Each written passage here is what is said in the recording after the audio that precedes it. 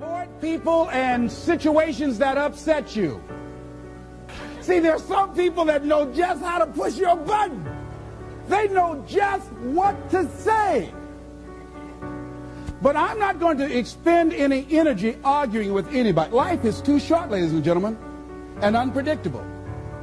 I don't want to spend my time arguing with anybody, so I avoid situations that will get me upset. I don't argue with people. Draw the line, ladies and gentlemen.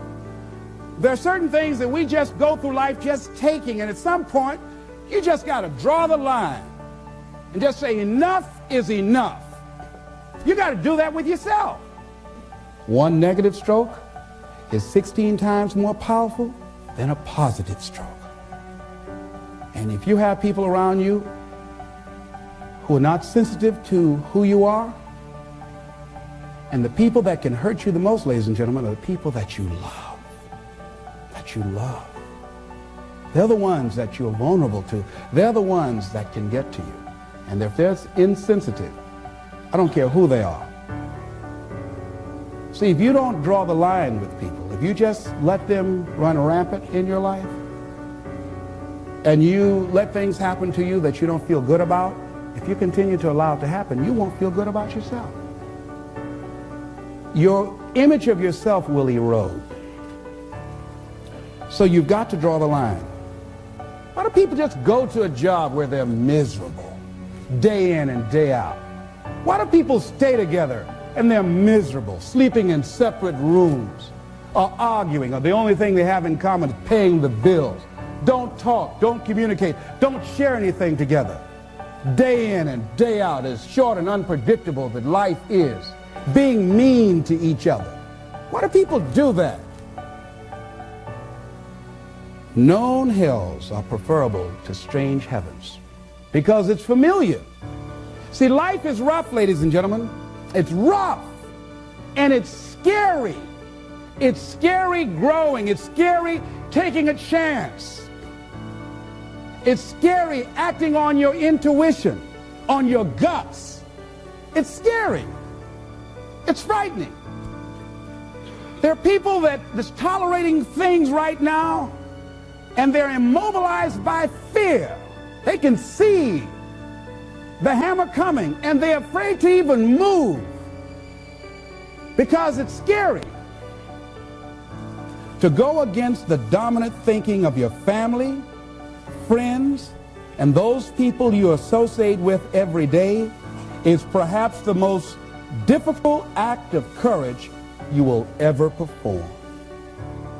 See, when you start growing, when you start changing the way you walk, the way you talk, the way you act, the way you respond to things, the way you use your time, when you start saying, no, I can't do that. Why? You're too busy. You don't have the time. No, I have my own agenda.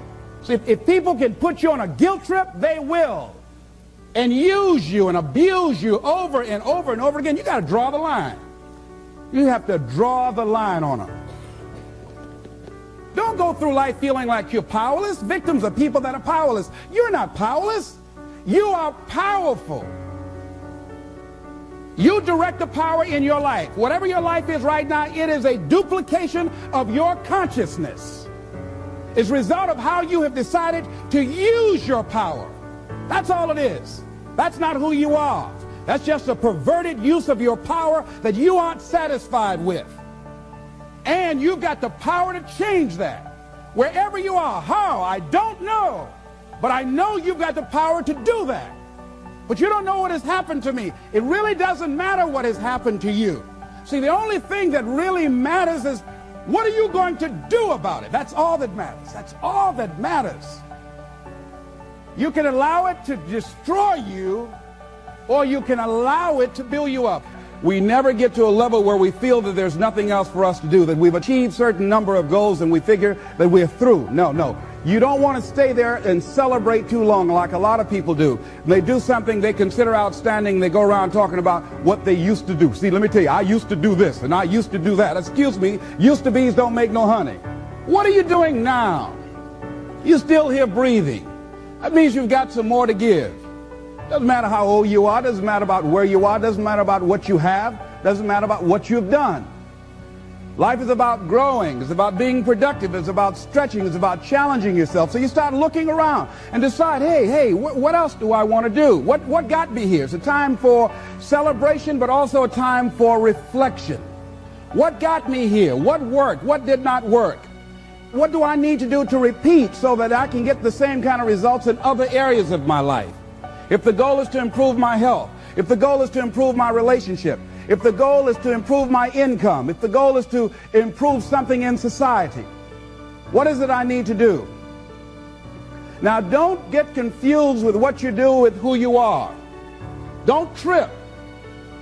Don't go on some type of ego trip about talking about how bad you are.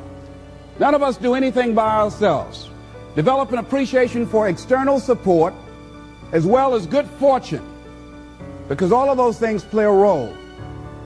The other thing is, don't go overboard celebrating. You must meet with triumph and disaster and treat those two imposters just the same.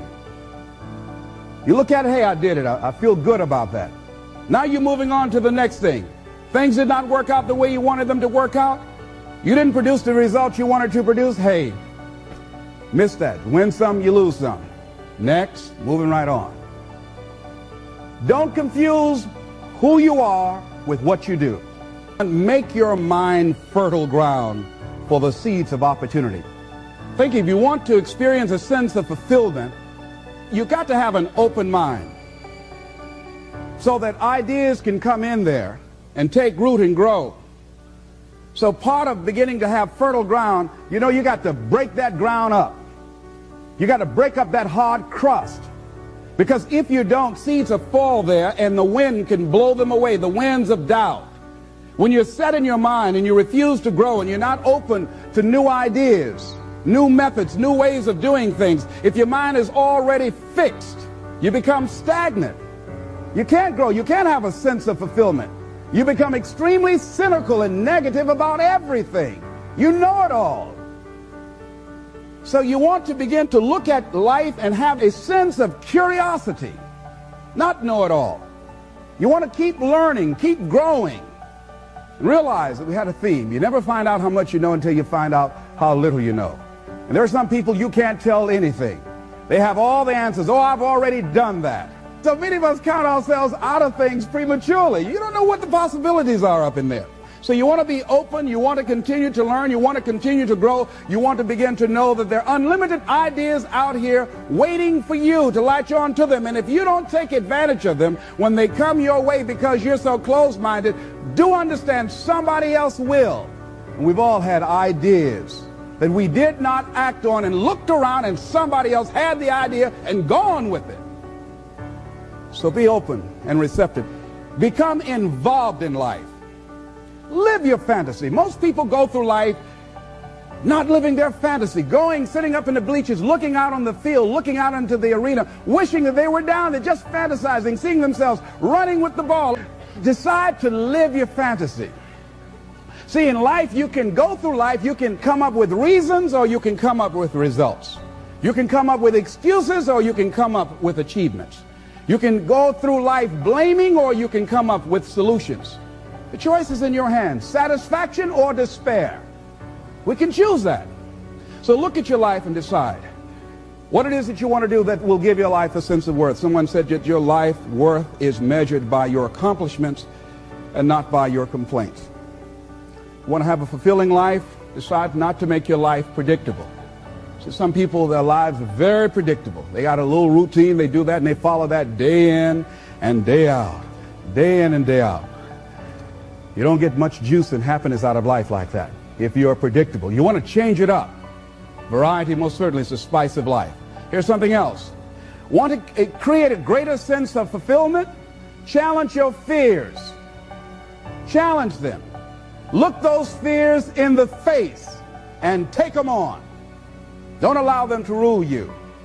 Decide that you're going to take some chances.